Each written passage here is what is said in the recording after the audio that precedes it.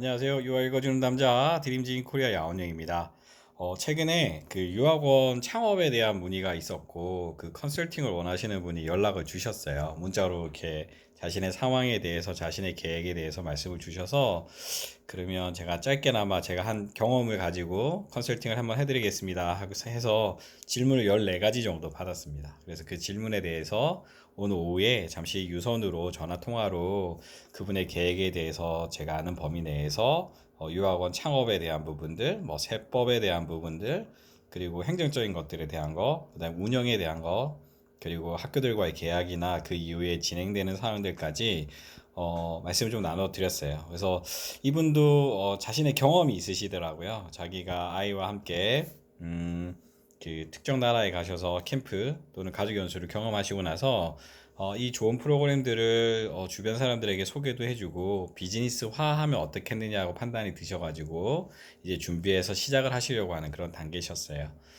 제가 유학원을 시작하게 된 것도 어떻게 보면 되게 특이한 케이스였는데 제가 아일랜드에 있을 때 저랑 같이 아일랜드에 갔던 23명인가 하는 그 인원이 있었어요. 처음에 아일랜드로 한국에 산업인력공단에서 통해가지고 그쪽으로 인턴십 보내는 제도가 있어서 제가 처음으로 갔는데 그때 한 친구가 여기도 유학원 관련된 것도 괜찮겠다라고 하는 이야기를 처음 했고, 두 번째는 지금 이제 현지에서 더블린 한인교회를 섬기고 계시는 목사님 한 분이 오셨는데 그때 등록하신 학교가 없어졌어요. 그러면서 여기도 좋은 유학원이 있으면 좋겠다라고 하시는 말씀이 제게는 또 다른 인사이트가 되어가지고 드림진 코리아라고 하는 회사를 드림진 그때 당시엔 드림진 아일랜드였네요.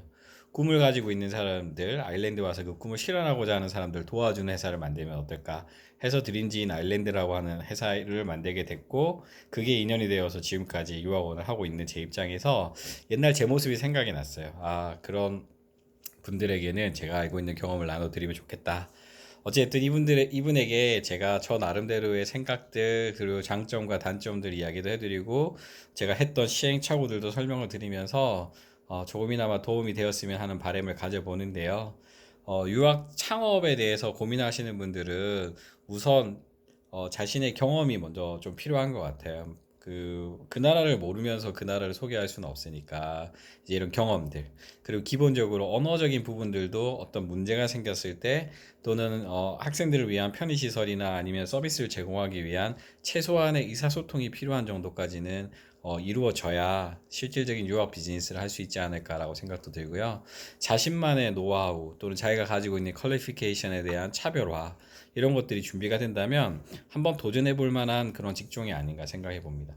처음부터 이것을 메인으로 가는 방법도 있겠지만 요즘은 엔잡러라고 하죠. 여러 가지 직업들을 가지고 있으면서 그 하나의 직업이 성장할 때까지 이루어질 수 있는 그런 요소들을 하나씩 하나씩 스텝업 이렇게 만들면서, 그러면서 이제 이것을 장기적으로 갈 거냐 아니면 일시적으로 흔히 파트타임 형태로만 갈 거냐에 대한 것도 결정할 수 있을 거라고 생각이 듭니다. 조금이나마 이런 부분들에 도움이 됐으면 좋겠다는 마지막 바람을 가져보면서 혹시라도 그런 세미나에 대한 부분이나 창업에 대해서 고민이 좀 있으신 분들은 저한테 DM을 주시면 제가 그 내용을 보고 간단하게라도 정리해 드릴 수 있는 건 도와드리도록 하겠습니다. 저도 이번 기회에 더 열심히 해야겠다는 생각을 해봤어요. 제가 설명을 드리면서도 나도 그렇게 했었어야 되는데 라고 후회도 남고, 이제부터 좀 더 잘해봐야겠다 생각도 좀 들었거든요. 도움이 되는 그런 드림진 코리아 야원영 될 수 있도록 하겠습니다. 여러분도 화이팅 하십시오. 이상 유학 읽어주는 남자 야원영이었습니다. 감사합니다.